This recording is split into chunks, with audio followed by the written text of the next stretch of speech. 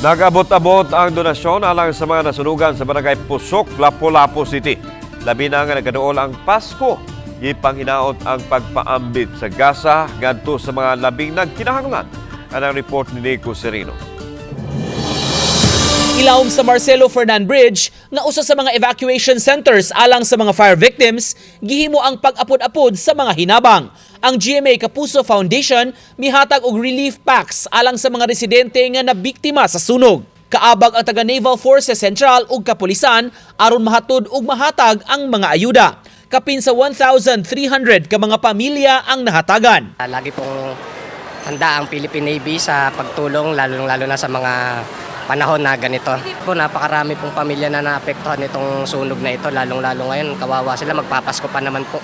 Samtang naabdan sa namo kaganiha, nangunay sa paghatod og tabang ang mayor sa lungsod sa Aluginsan. 1,000 ka mga packed meals ang ipanghatag nila agi og tabang sa mga nasunugan. Matod sa mayor, daghang taga-Aluginsan ang nabiktima sa sunog. Portin daghanang mga taga-Aluginsan na trabaho diri sa Lapu-Lapu.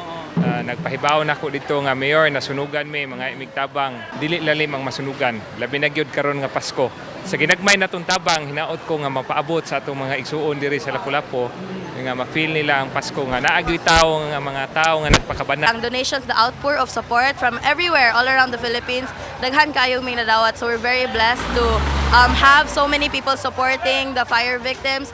Samtang Mandaue City mohatag sa hinabang ngadto sa Lapu-Lapu. Karong hapon itunol ang inisyal nga hinabang nga sinakong bugas. Samtang naaprubahan sab sa konseho ang paghatag og 1 milyon ka pesos nga ayuda.